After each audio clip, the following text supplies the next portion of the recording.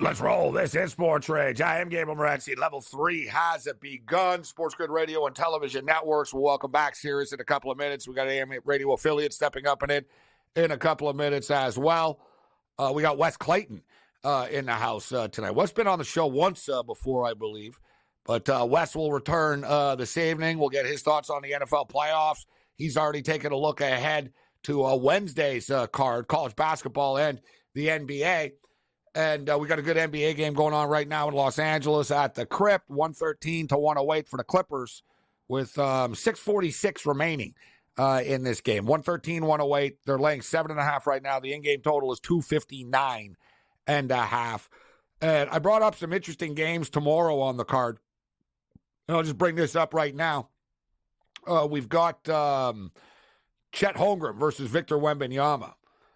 And, of course, there's been a lot of talk about the Rookie of the Year award and Chet Holmgren, and Chet Holmgren's doing this, and he's on a better team. But if you look at Victor Wembanyama, he's on a terrible team, and he only plays like 24 minutes a night, and he still puts up massive numbers. One of the books I'm looking at right now doesn't have it posted, but I'll get it right now. I want to get the updated Rookie of the Year odds.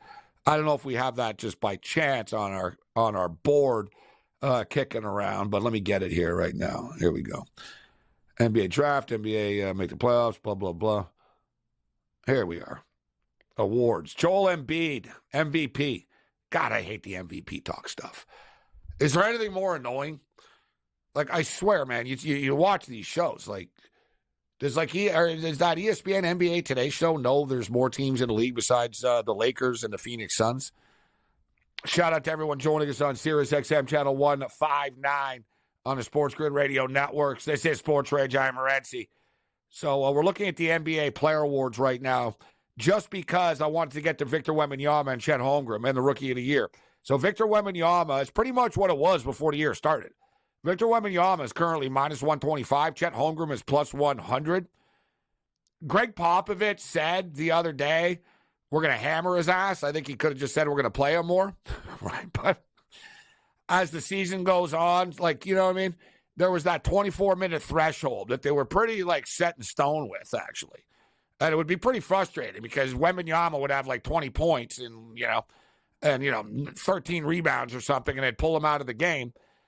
He played 28 minutes the other night. What was it, last night? He played 28 minutes.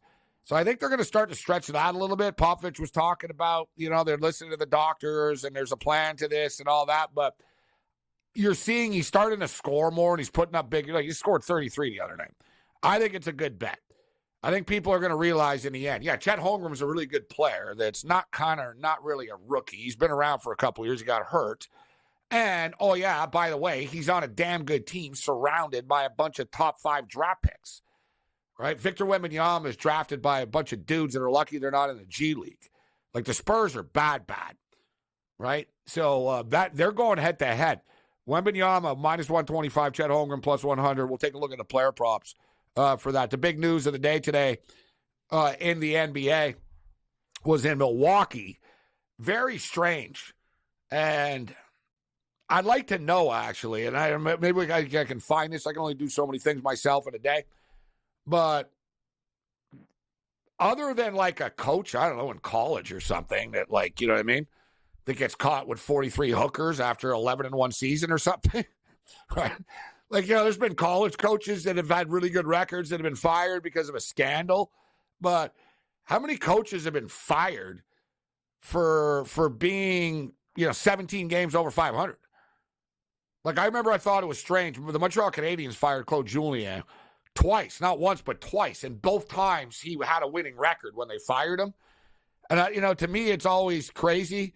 And I get it. Like, if you're a team like the Bills, if they fired McDermott, I don't think they should. But if they did, it'd be like, well, they're not winning with him. But the thing is, this Griffin guy just got to Milwaukee.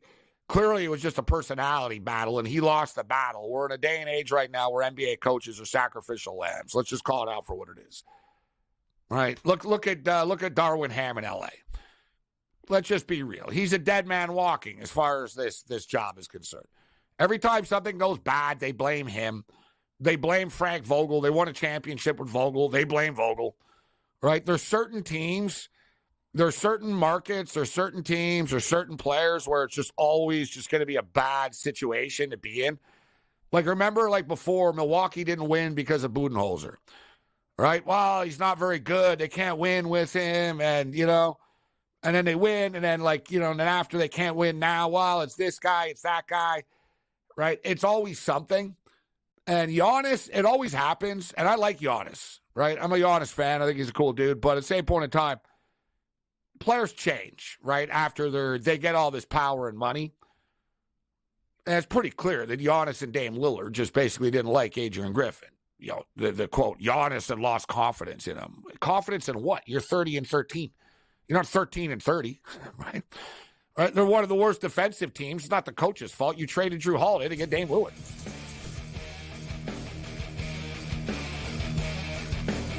Let's roll.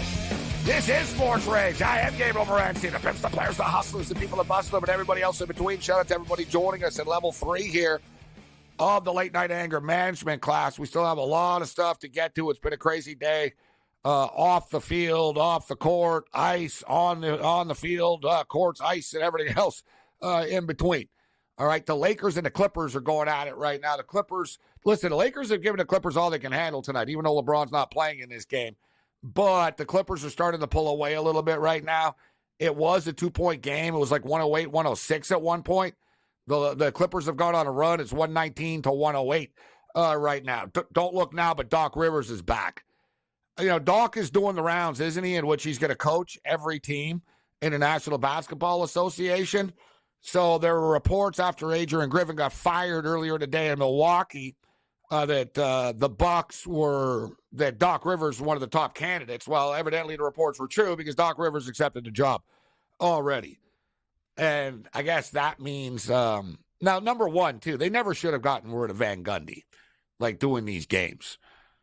Right? So now Doc Rivers, you got an empty seat. I'll do it if you want to pay me. I'll do it. I'll do it for less money than whoever you're going to pay to do it. I'll sit next to Doris Burke and do these games. So, yeah, Doc Rivers is in. Adrian Griffin is out. But we're talking about a coach that had a 30-13 record. So, clearly, it wasn't a basketball thing. I think it was a personality thing. And let's just be real. Remember, Terry Stotts was brought into the organization. Terry Stotts lasted like a week or two because he got into it with Adrian Griffin.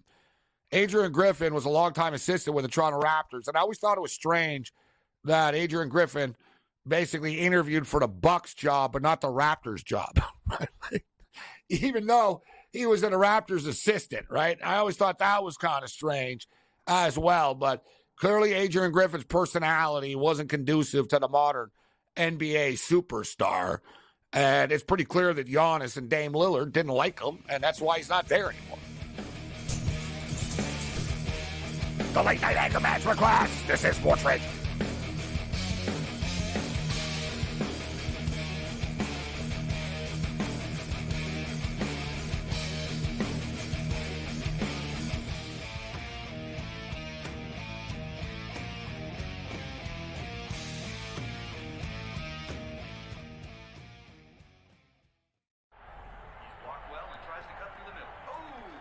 Your gut says Miami is going to win, and you should take the over. Your gut also said your NFT selfies would only go up in value. They didn't. But your head is on SportsGrid and knows the QB is in concussion protocol. The backup has a 45 QBR against the zone coverage. The New York team has the most sacks in the league. So yeah, trust your head. It's smarter to be on SportsGrid.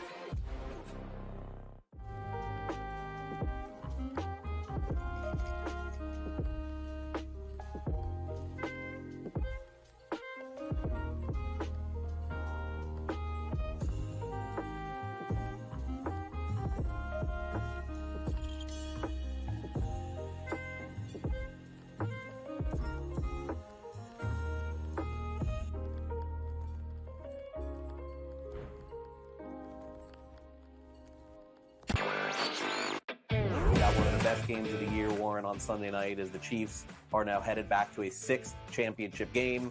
An extremely fun, clean game, and then the hijinks ensue. And I thought it was just irresponsible for him to take that deep shot into the end zone. I talked a lot about it on X. I thought that they should have hit that underneath route to Diggs. He was wide open. It would have been easily a first down. Newswire, only on SportsGrid. Some refer to him as a game manager, Mark. I mean, throwing for over 250 yards in divisional round, 39 attempts. I don't know if that really chalks up to being a game manager. He was kind of throwing it around with 1 touchdown, no interceptions. Pretty efficient. Whatever we saw from Jared Goff in 2 home playoff games, I would expect something dynamically different from what we're going to see from him on the road. That's just the way it's been his entire career. His home road splits have always been pretty dynamic. Football Full Circle, only on SportsGrid. It's smarter to be on SportsGrid, your 24/7 sports wagering network. We'll look at the Heisman Trophy The early line. and what it all means. Individual success. You should have tried to get something for Anthony Rendon. Not bought at this deadline. Newswire. We're getting a lot of news, trades, cuts, and some movement in terms of starting quarterbacks, Pharrell, backup quarterbacks. coast to coast. I want to watch great players make buckets and win games. Game time I have decisions. no idea what the heck the Blazers are doing and what they In-game live. Prime time. Yard for a grand slam. The bottom of the 4th inning in a 12-2 baseball game. We got football scores going on at Wrigley right now. SportsRage That was late better. night. We waited for 1.5. We got paid. We did. Did like the 2.5. Jumped on There's it. no taking weeks off in golf betting ever. These are the best weeks to bet. It's smarter to be on SportsGrid.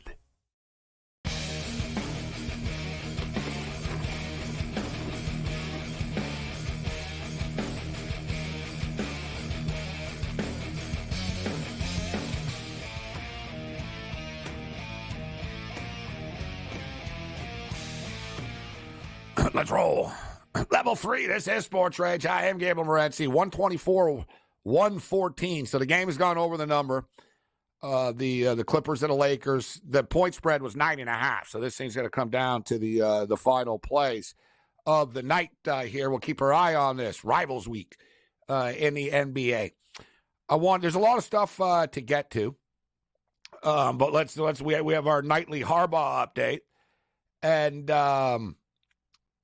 there's a prevailing belief that Harbaugh really is close to leaving Michigan for real. And one of the big things, Harbaugh, it's difficult to obviously to get into Harbaugh and into his inner circle. But there are pretty credible reports about the contract negotiations that were leaked by Harbaugh, definitely, and Harbaugh's camp, about the protection clause with Michigan. And from what I understand, Michigan was going to cover all legal costs and, but it seems to me, I'm starting to get the feeling Harbaugh, and I never really thought Harbaugh would run from the NCAA, right? And in his mind, he's not running, but in the same way, I never thought that Harbaugh would be like, well, I don't really want to go to the NFL, but I don't want to deal with the NCAA and what they're going to do to me, so I'm just going to do it to avoid it. But I'm almost starting to feel like this is like a Pete Carroll type situation at USC where Harbaugh is going to leave and the NCAA is going to nail Michigan hard after, still, even though Harbaugh's not there, and Harbaugh will be in the NFL and not have to deal with it. And there's also a prevailing concern right now in Ann Arbor. Now, Harbaugh, listen, Michigan loves Harbaugh. It's a very complex situation in which, imagine, you love your coach. He preaches Michigan and the team. But he's like a married man that basically says, I'm so happy, who has it better than anybody. But you know what, honey, I need, I'm going to go out and see if I can meet anybody this weekend. But I love you and I'll be back and we'll see what happens. And this just it's happening every year now, right? So it's pretty clear that the Michigan powers that be are getting tired of this, and they're willing to pay him a lot of money, right? And they put a lot of money on the table. I think upwards of $20 million a year type of deal. But they want to sign a contract, and I'm sort of hearing now that Michigan are turning the tables a little bit. They're like, if you sign a deal with us, then you can't do this every year where you flirt with the NFL and you leave us in limbo for a couple of weeks every year. So I think there's just sort of a lot of stuff where And the Michigan faithful are turning on Ward Manuel, the athletic director. Like it's his fault he can't get a deal done. Like, oh, if Harbaugh leaves, run this guy out, he should be fired. Yeah, how the hell, like Harbaugh's his own man. He's going to do whatever he's going to do. And I think it's starting to add up now. I don't think Harbaugh wants to deal with the NCAA. I don't think there's multiple jobs that he likes in the NFL. I personally think life in Ann Arbor would be a lot easier and funner for him than it will be with the Los Angeles Chargers. Maybe surprise everybody and it's the Falcon job, but as far as Michigan is concerned, they had a pretty good recruiting class, right? Now, Michigan's never going to have the same recruiting class as Georgia and Ohio State and stuff because they don't spend the same amount of money, right? They don't look at it the same. They build the team in a different way. I was looking at the recruiting classes, and Michigan have 19 four-star recruits that they recruited this year. To put in context, Ohio State have 18 four-star recruits and 5 5-stars. Georgia have 4 5-stars and 20 4-stars, right? So the 5-star stuff's a little overrated. So Michigan just go 4-star and are loaded up with a bunch of really good players and they coach them up. But all the Michigan recruits are talking about they're comfortable with the staff as it is.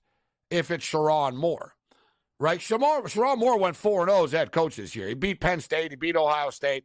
He was the offensive coordinator. He was calling the damn plays. All right, so Michigan will be in good hands, but let's be real. Their defensive coordinator, Jesse Minter, is a star in waiting. He's a stud, this guy. And now there's a thought and reports that Minter could be on the way out, which then I think Michigan fans and faithful will not look at Harbaugh as favorably after all of this. It's one thing to pursue your own ambitions. It's another thing if you take the coaching staff with you on the way out and you leave the cupboard bare. And, oh, yeah, by the way, good luck with that NCAA thing that I'm avoiding and running away from and going to the NFL for. Right? So I've been saying this for a couple of nights now. Whatever he does, he should do this soon because frustration is starting to grow. And we should know, too, the college football world is going on without Michigan right now. Ohio State are loading up, man. All right, they are open. Ohio State, there's 2 teams that have spent the most money in the offseason in sports. The LA Dodgers, all right, and the Ohio State Buckeyes, okay? Right? After the Dodgers, the Buckeyes have spent the most money. You think all these players, don't cost money? You think Caleb Downs, Alabama's best player, you don't think, how much did he cost? How much does their quarterback cost that they just brought in? Right? Junkins just left Mississippi. Mississippi pays pretty well, right? Junkins just left Mississippi to go to Ohio State. We've told you guys there's a shift in power right now. The Big Ten is the place to be, and we're seeing SEC players are starting to see that right now, and they're leaving SEC schools, and they're not going to other SEC schools. They're going to the Big Ten right now. We're in a new world. But I just don't get it. Maybe I'm crazy. Well, I am crazy, but the Harbaugh stuff, I don't think the Chargers are a good job. I don't think it's a good job. You play inside a shopping mall of a stadium that's not even your stadium. It's the Rams Stadium. It's not your stadium. Nobody in Los Angeles cares about the Chargers. I hate to say that so cliche-like, but it's true. It's true. Walk down the street, walk into a sports store. They don't sell Charger gear. Nobody cares. I know there's some people go to the game and that girl, that gets all crazy with her family and stuff, right? The super fan. I'm not saying nobody cares. They've got, enough fans to fill the stadium with the other team's fans as well. But you know what I'm saying. It's not like the Spanos family. They're not great owners. They don't spend money. The roster blows. They have Justin Herbert. Good for them. They've had Justin Herbert. They haven't won, right? The roster's not good. The Falcon job is much better. So I don't know. Unless, there's some fascination he wants to, and he did play for the Chargers, but I just don't get the whole thing. But it appears as if, though, that the Charger stuff is getting realer, that they're talking about who would be on the coaching staff now and stuff like that, which, as I stated, we're going to upset everybody in Ann Arbor if you take Jesse Minter with you. We all know Sherrod Moore is going to be the coach of the Michigan Wolverines. But Jesse Minter was every bit as big part of his success. But let's be real, man. right? You look at Michigan and Minter and all these guys that they've had over the years, like Harbaugh, Michigan have been at an advantage in a way. They've been plucking Baltimore Raven coaches and stuff, right? Like the Harbaughs are sharing coaches. It's like, yeah, you know what? He's a really good one. He can be your DC, right? So Minter's going to end up in the NFL unless he gets a job in college. A lot of crazy stuff going on, but eventually something's going to happen. It's just funny. All this talk about all these NFL coaches, and in the last couple of days, the Milwaukee Bucks fired their coach, and Patrick was back in the National Hockey League. Whacked out stuff. All right, we've got Wes Clayton's going to join us in a couple of minutes. I got a lot of other stuff I want to get to, including, if you didn't know this, if you're a wrestling fan, the WWE Monday Night Raw is moving to Netflix starting in 2025. The WWE is moving to Netflix and will exclusively stream on Netflix in the USA, Canada, United Kingdom, and various Latin American countries. So in other words, they pretty much got the global rights to Monday Night Raw exclusively on Netflix. A $5 billion deal, 5-year deal, $5 billion, $1 billion a year. Netflix has a 10-year option to expand it if they want.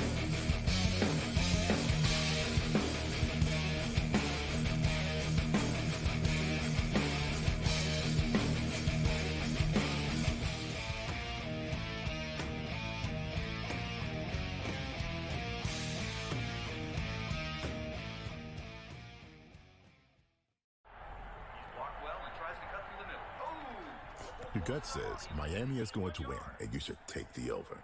Your gut also said your NFT selfies would only go up in value. They didn't. But your head is on SportsGrid and knows the QB is in concussion protocol. The backup has a 45 QBR against the zone coverage. The New York D has the most sacks in the league. So yeah, trust your head. It's smarter to be on SportsGrid.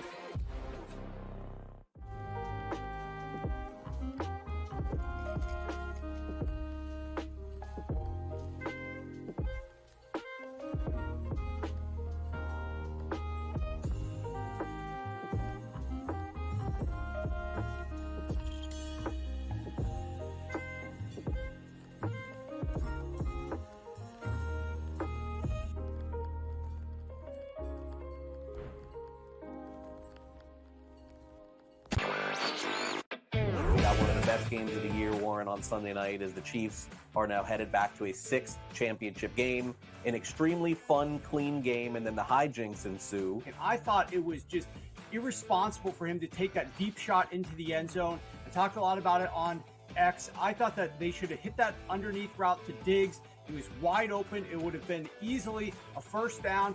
Newswire, only on SportsGrid. Some refer to him as a game manager, Mark. I mean, throwing for over 250 yards in divisional round, 39 attempts. I don't know if that really chalks up to being a game manager. He was kind of throwing it around with 1 touchdown, no interceptions. Pretty efficient. Whatever we saw from Jared Goff in 2 home playoff games, I would expect something dynamically different from what we're going to see from him on the road. That's just the way it's been his entire career. His home road splits have always been pretty dynamic. Football Full Circle, only on SportsGrid. It's smarter to be on SportsGrid, your 24/7 sports wagering network.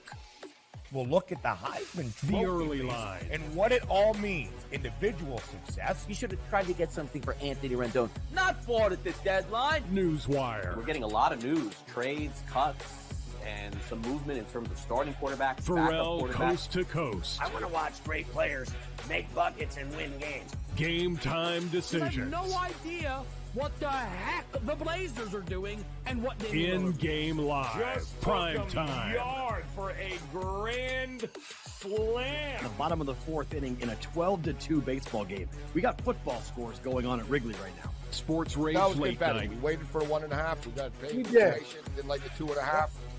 Jumped on There's it. no taking weeks off in golf betting, ever. These are the best weeks to bet. It's smarter to be on SportsGrid.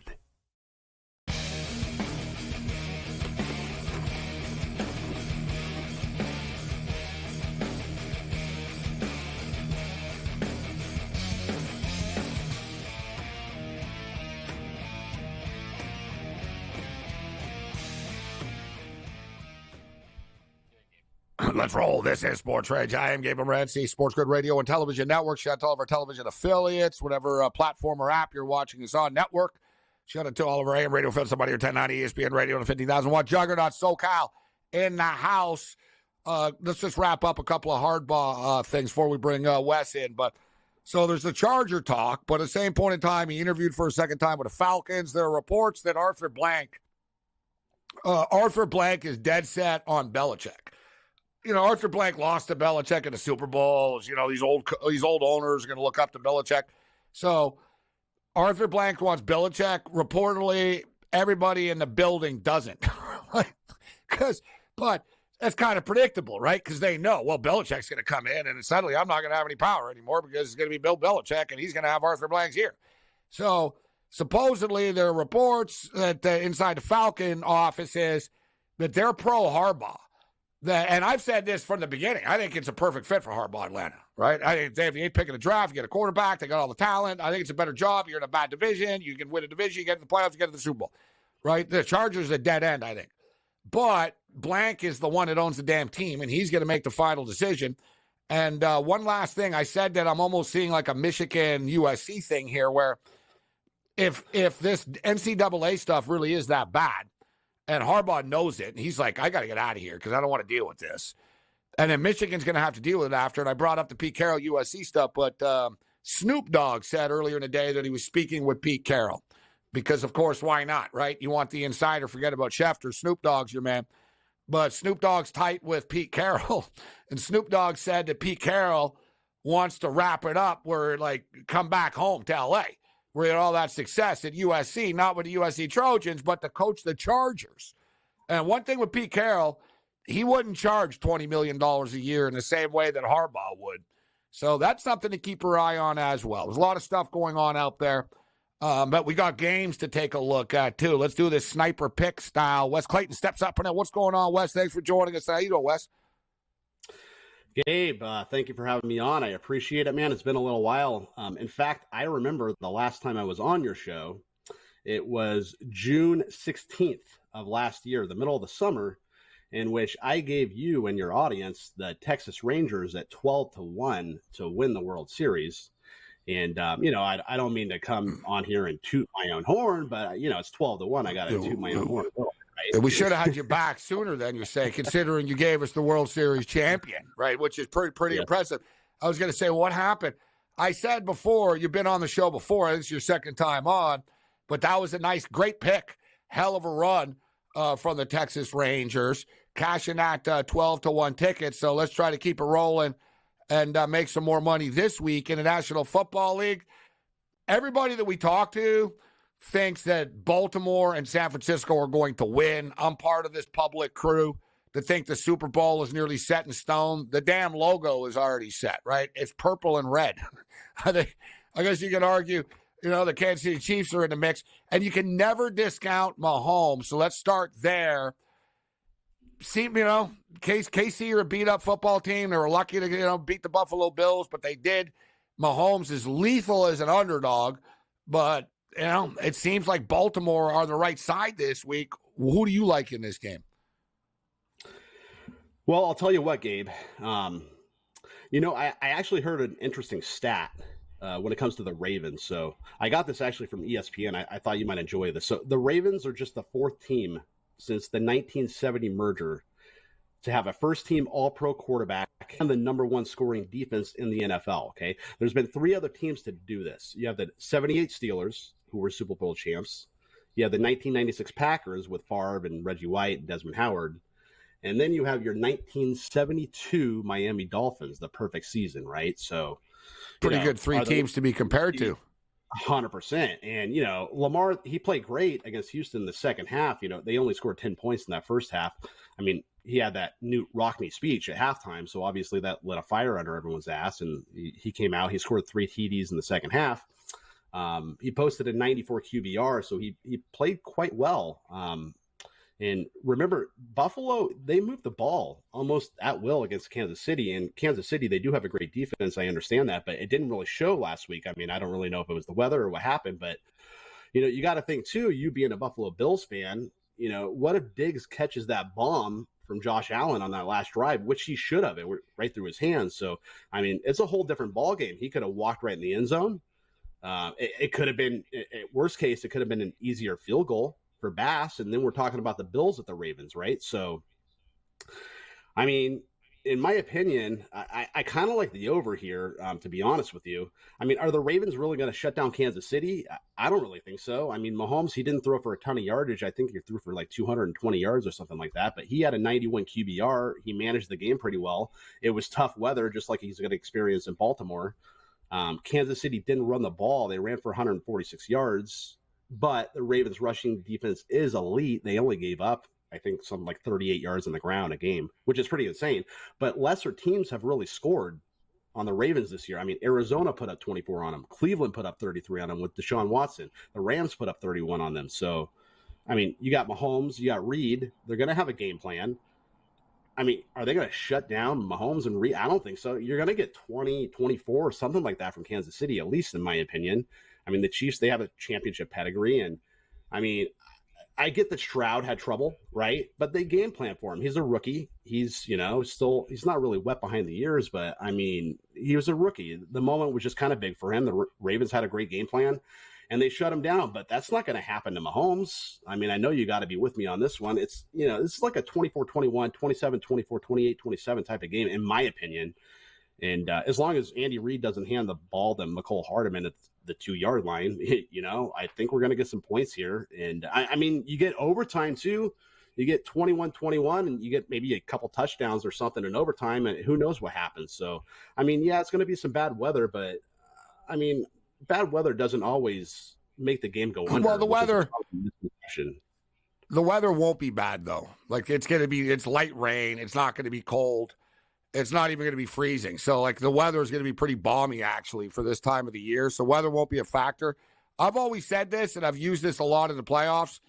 Anytime there's a 44.5, like you said, anytime 45 is the benchmark, 24-21 in the modern NFL. Look, last week, the Houston game, it was 43.5 at one point. It ended up getting to 44. But these games, the Buffalo KC game, people talked about, the weather and this and that. What happened? They got to 51. Right? And yeah. I'm with you. I think the total's too light here for these teams. I get the metrics and their numbers in the regular season and Baltimore and their defense and KC and all that. But you got Mahomes and Lamar Jackson in a light rain in 47-degree weather. All right? Like, with a trip to the Super Bowl on the line. This isn't going to be a 10-7 game, right? There's going to be some points put up on the board. I like the over. And I do think KC's luck finally runs out because they've been freaking blessed over the last couple of years. And I do think it's Baltimore's time. And we were spending a lot of time talking about Harbaugh. You imagine the Harbaugh family, like if they win the Super Bowl, bro, and the national championship in the same year. That's like Mendelbaum, Seinfeld stuff. Like they're the number one family, number one dad, Jack. They win. Like, forget about the Mannings. They'll be like the Harbaugh cast and stuff. But I think they can do it. I think Baltimore, if they get there, they can beat San Francisco, who I think they'll end up playing. Totally agree. Yeah, no, I'm with you on that one. It's funny, too. You were talking about, Atlanta and Belichick and Harbaugh and everything. And so, you hear that Belichick interviews with Atlanta, then Harbaugh interviews with Atlanta, and then you hear Belichick interviews again with them, and then Harbaugh does a second interview. And I'm just sitting there thinking, like, shouldn't Belichick and Harbaugh be interviewing the Falcons? It should be the other way around, in my opinion. But I mean, I don't know. Like you said, that division is up for grabs. So I mean, that could be the turning point as to why they would want to go there. So you really think the Chargers aren't a good fit for Harbaugh? Because I kind of disagree with you. I kind of like him, although I could see Pete Carroll in LA. I do agree with you there, but I do think that Harbaugh, with Justin Herbert, there could be some magic there. No, and listen, wherever Harbaugh goes, he's going to bring energy and he's going to bring the fire. But if you look at the Chargers, Austin Eckler's not getting any younger. All right. The Chargers players are always hurt. Like, it's one of those every year, nothing changes. Like, Keenan Allen's not getting any younger. Mike Williams, like, basically broke his neck at Clemson. And he gets hurt all the time in the NFL still again after. Aging defensive players, overpaid players. Mahomes is not that old. Like, Mahomes is still going to be around a while. They basically look at the head coaches he'd have to deal with, and then maybe I guess Andy Reid might retire soon. That's been a rumor as well. But you still got to deal with Patrick Mahomes. You got Sean Payton around for the next couple of years. The Broncos have deep pockets. They're going to get good. The Raiders don't suck. You have to deal with your own brother in the conference. You still have Joe Burrow. You still have the Bills. It's freaking hard in the AFC. It's okay, you live in L.A. Good. You're not even the Rams coach. You're the Chargers coach. He did play for the Chargers, though, so maybe he's got an affinity for the Spanos family that we don't know about. And then you look at what Tom Brady did, bro. Tom Brady left the Patriots, went to the Tampa Bay Buccaneers, and was in the Super Bowl right away. Baker Mayfield and the Bucs were 2 wins away from the Super Bowl this year. The Falcons should have won the division this year, right? They had the talent, right? Harbaugh. If Harbaugh's the coach of the Falcons, or Belichick for that matter, they win a division next year, and then they're in the playoffs. You take over the Charger job. What are you? You're 9-8. I do agree. You know what I'm saying? It's a tough division. Absolutely, for sure. And who would you rather have, Austin Eckler or Bijan Robinson? Bijan, 100%. Yeah, at this stage of their careers. For sure. Absolutely. Kyle Pitts, Drake London. This is Sports Rage. More West on the other side.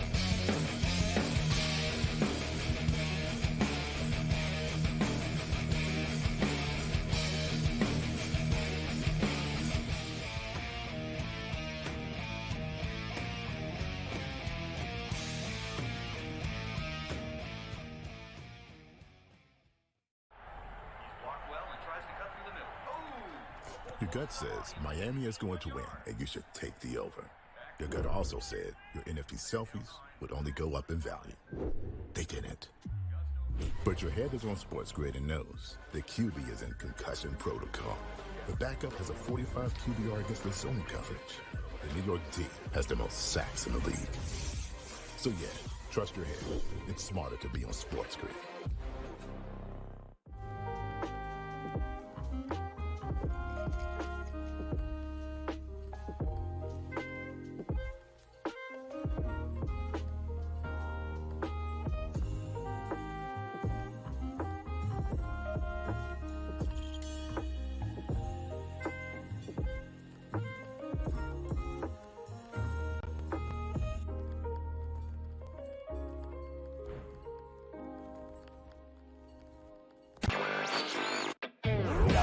Games of the year, Warren, on Sunday night, as the Chiefs are now headed back to a 6th championship game. An extremely fun, clean game, and then the hijinks ensue. And I thought it was just irresponsible for him to take that deep shot into the end zone. I talked a lot about it on X. I thought that they should have hit that underneath route to Diggs. He was wide open. It would have been easily a first down. Newswire, only on SportsGrid. Some refer to him as a game manager, Mark. Throwing for over 250 yards in the divisional round, 39 attempts. I don't know if that really chalks up to being a game manager. He was kind of throwing it around with 1 touchdown, no interceptions. Pretty efficient. Whatever we saw from Jared Goff in 2 home playoff games, I would expect something dynamically different from what we're going to see from him on the road. That's just the way it's been his entire career. His home road splits have always been pretty dynamic. Football Full Circle, only on SportsGrid.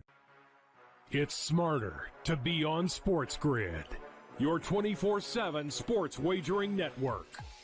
Well, look at the Heisman Trophy. The early line. And what it all means. Individual success. You should have tried to get something for Anthony Rendon. Not bought at the deadline. Newswire. We're getting a lot of news, trades, cuts, and some movement in terms of starting quarterbacks, Pharrell, backup quarterbacks. coast to coast. I want to watch great players make buckets and win games. Game time decisions. I have no idea what the heck the Blazers are doing and what they in-game live. Just prime time. Yard for a grand slam. The bottom of the 4th inning in a 12-2 baseball game. We got football scores going on at Wrigley right now. Sports Rage that was late good night. We waited for a 1.5. We got paid. We did like a 2.5.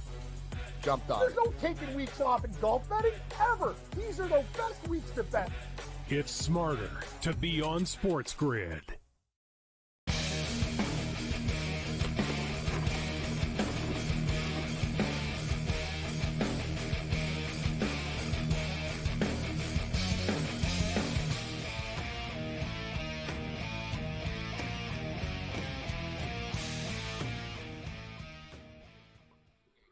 I think I'm going to throw up.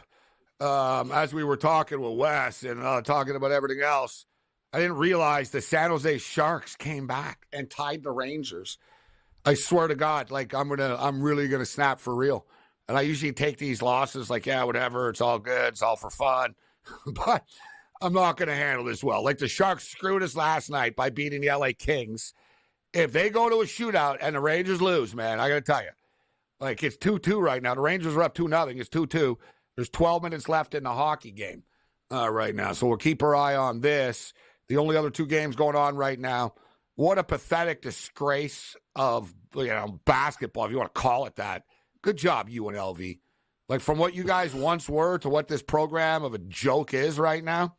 Like seriously, I remember like I lived in Vegas and I was there for like, when Jimmer Fredette was on BYU and like Anthony Bennett and stuff or whatever, man. Like UNLV tickets were like $300, $400. And like, it was like a big deal. Oh, BYU game. And oh man, like San Diego State are in town and like big rivalry and all this. And I told people, Wes Claywood, Wes, you get pro sports in here, UNLV are done. And I was right. Like they're not like most, like Michigan's a good example. Like Michigan's not in Detroit. Like, it doesn't affect, like Michigan is like 40 miles, like Ann Arbor, like Michigan University is 40 miles outside of Detroit. UNLV is on the strip. Okay. Like UNLV's arena is off the strip right by the airport. It's like in the city. So suddenly you got a crap ass basketball team losing by 40 points to Air Force. Or you know what? You want to go to the Las Vegas Golden Knight game, or you want to go to the Raider game. You want to go to, like all the other events and sports events that are there and tournaments and stuff. UNLV is just a bad product in a city that's the entertainment capital of America now, and they're screwed. Like, you guys better start paying players or doing something, man. Start cheating or something because this ain't not going to end well for you. But so Wes Clayton, Sniper Picks with us. Wes, let's talk about Detroit and San Francisco. Lions are getting 7.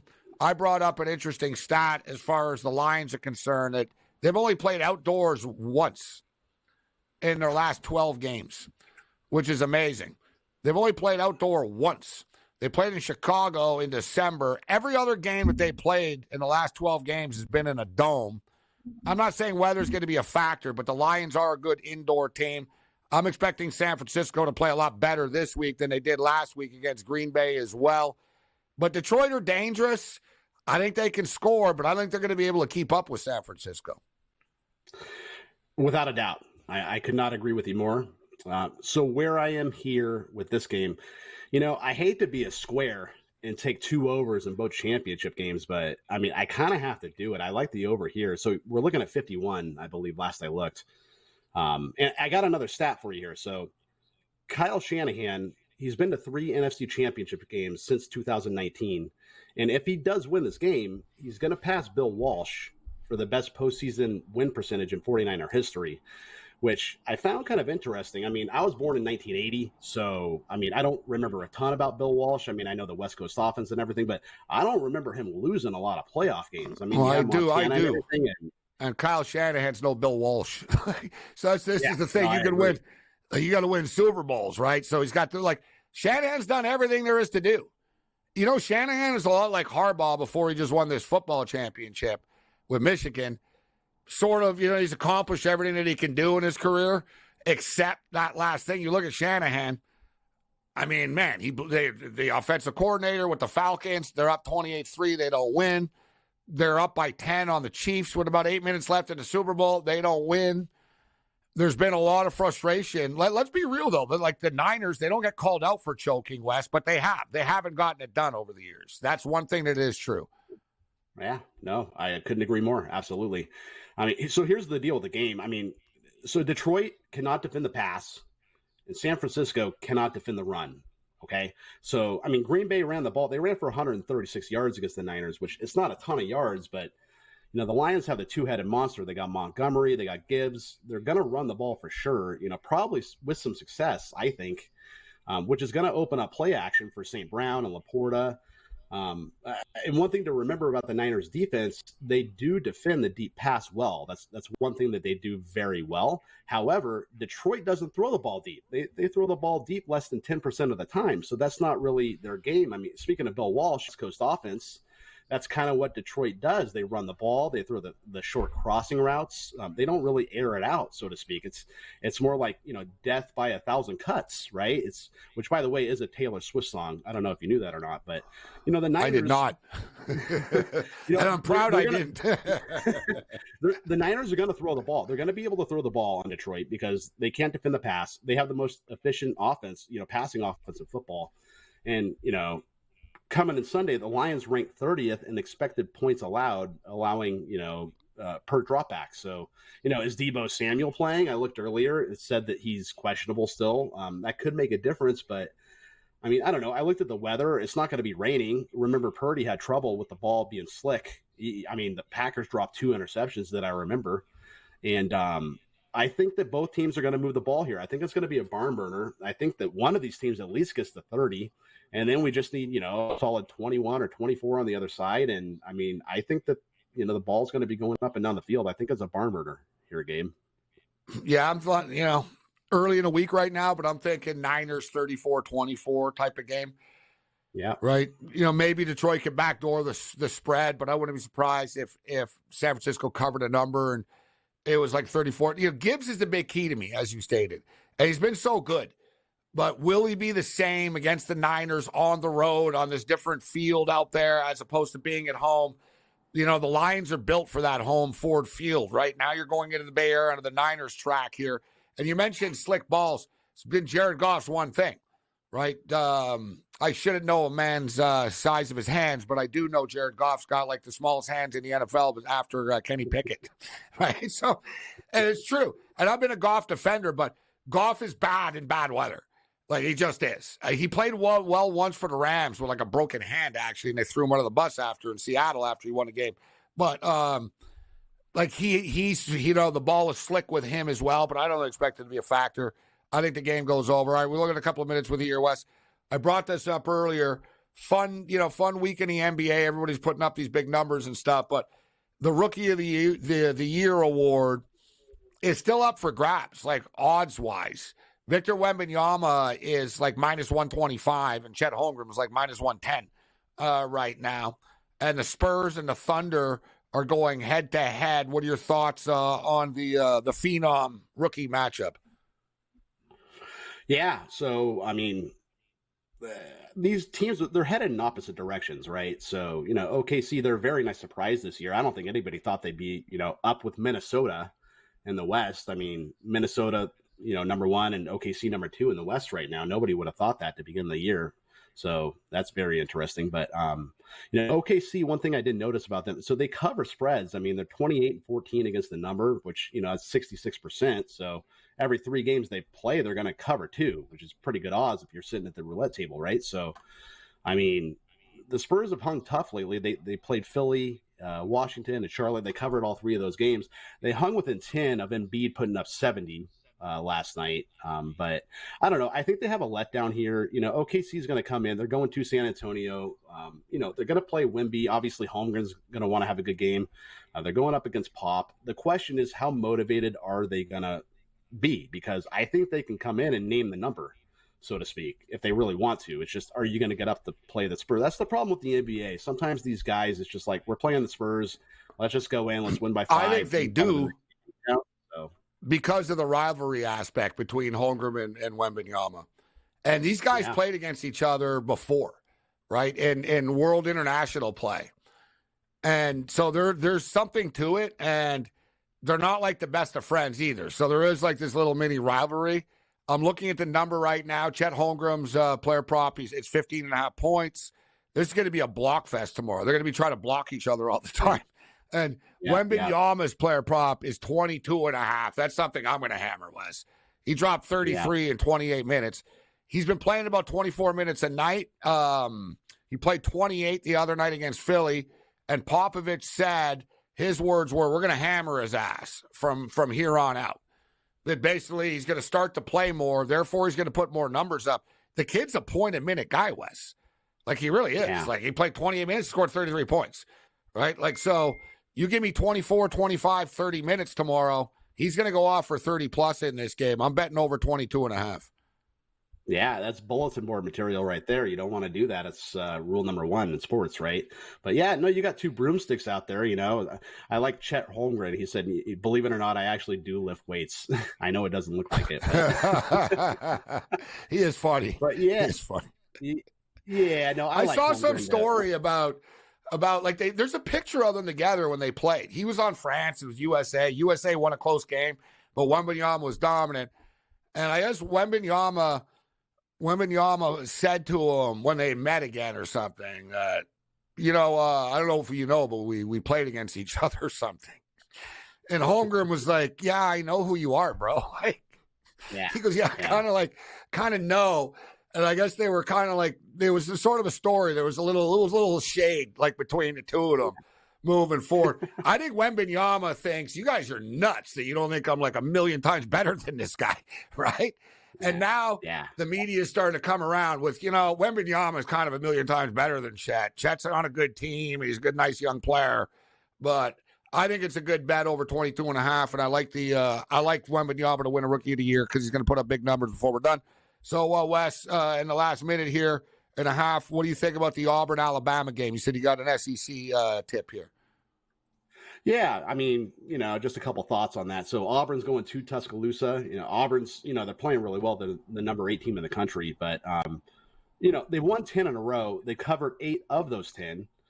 But here's the deal, Gabe. They've been blowing everyone out, right? So that could be good or bad because, what happens if Alabama keeps up with it? I mean, Alabama's favored, first of all. It's -2 last I looked. So if Auburn, they won their last 10 games by 10 or more points. So they have not been in a dogfight. They've not had to come from behind. So what happens when, Alabama keeps up with them? What happens if Auburn's got to come from behind? I mean, they haven't played like that in a while. I think Bama's going to give them a game. I think, it's going to be a raucous crowd. I like Bama's coming off a big loss, too, to Tennessee. It was their first conference loss. So, I mean, either way, it's going to be a fantastic game. I really can't wait to watch it. But I like Bama. I just think it's going to be uncomfortable territory for Auburn. They've been beaten up on, some bad SEC teams in some other conferences. But, now they got to play a big dog. And what's going to happen when, you got to keep up with another big dog? So, yeah, I like Bama -2 tomorrow night. Well, considering the mass exodus of football players from the Crimson Tide, they might become a basketball school. They're going to need some basketball success to take their minds off the players that have left Tuscaloosa over the last week and a half. All right, great stuff, Wes. Where can people find you online? And I know you got a YouTube channel as well. Yes, sir. So you can find me on Twitter at @TheSniperPicks. My Twitter handle is also SniperWes. And you can find me over at picksandparlays.net, the best sports consulting website in the business. And, I went 7-0 on Sunday, Gabe. 7-0. How about that? Let's try to do it again next week. Yeah, you should have told people that because you might be due for a letdown this week. It's hard to go 7-0 again, but great job. Hey, good stuff, Wes. Thanks for joining us. This is SportsRage.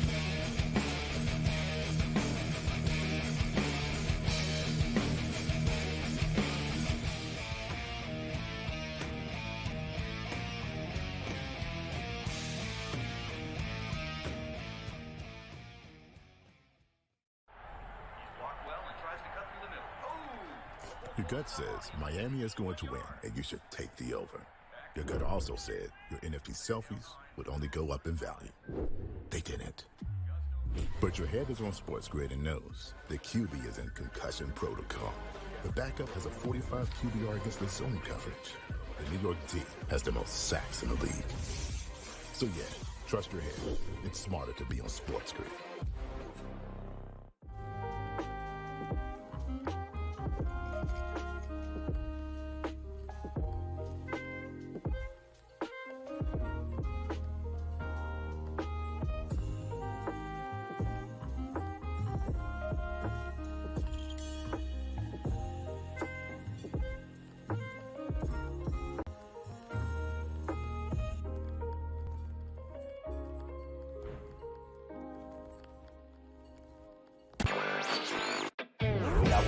games of the year, Warren, on Sunday night as the Chiefs are now headed back to a 6th championship game. An extremely fun, clean game, and then the hijinks ensue. And I thought it was just irresponsible for him to take that deep shot into the end zone. I talked a lot about it on X. I thought that they should have hit that underneath route to Diggs. He was wide open. It would have been easily a first down. Newswire, only on SportsGrid. Some refer to him as a game manager, Mark. I mean, throwing for over 250 yards in divisional round, 39 attempts. I don't know if that really chalks up to being a game manager. He was kind of throwing it around with 1 touchdown, no interceptions. Pretty efficient. Whatever we saw from Jared Goff in 2 home playoff games, I would expect something dynamically different from what we're going to see from him on the road. That's just the way it's been his entire career. His home road splits have always been pretty dynamic. Football Full Circle, only on SportsGrid. It's smarter to be on SportsGrid, your 24/7 sports wagering network. Well, look at the Heisman Trophy. The early line. And what it all means. Individual success. You should have tried to get something for Anthony Rendon. Not bought at the deadline. Newswire. We're getting a lot of news, trades, cuts, and some movement in terms of starting quarterbacks, Pharrell, backup quarterbacks. coast to coast. I want to watch great players make buckets and win games. Game time I have decisions. no idea what the heck the Blazers are doing and what they In-game live. Just Prime took 'em time. yard for a grand slam. In the bottom of the 4th inning in a 12-2 baseball game. We got football scores going on at Wrigley right now. SportsRage That was late better. night. We waited for the 1.5. We got paid We did. information. Did like the 2.5. Jumped on There's it. no taking weeks off in golf betting, ever. These are the best weeks to bet. It's smarter to be on SportsGrid.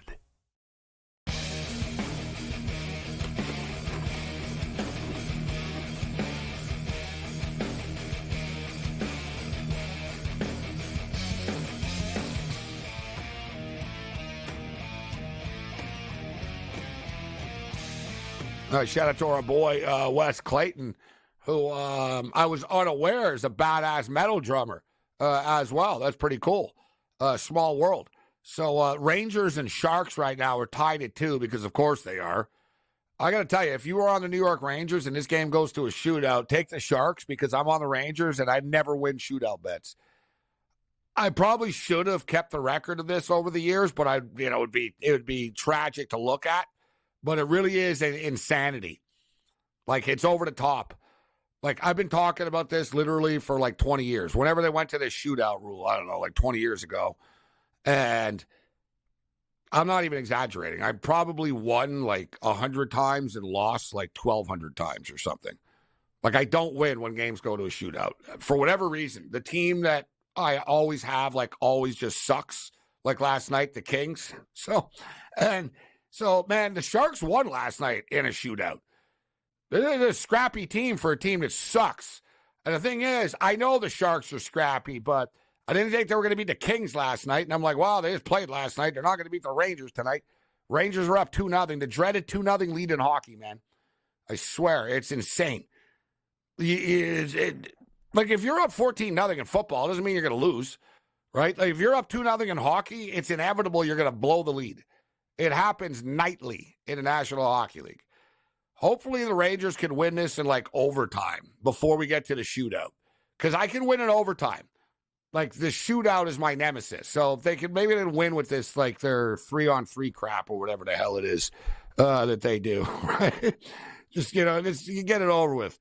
But it's one of these deals where I'm too heavily invested in the Rangers right now. I'm not a fan of this. Like, we did tell you to take the over 130 in the UNLV game, though. And Air Force beats them 90-58. Great effort. You only lost by 32 points as 11.5-point favorites, guys. Think about that. UNLV UNLV has the worst loss in football history. They were 45-point favorites against Howard, and they lost. I think it was Howard, whoever the hell it was. In other words, go fight win is your theme song, right? Not go fight lose. Other than that, you're on your own later.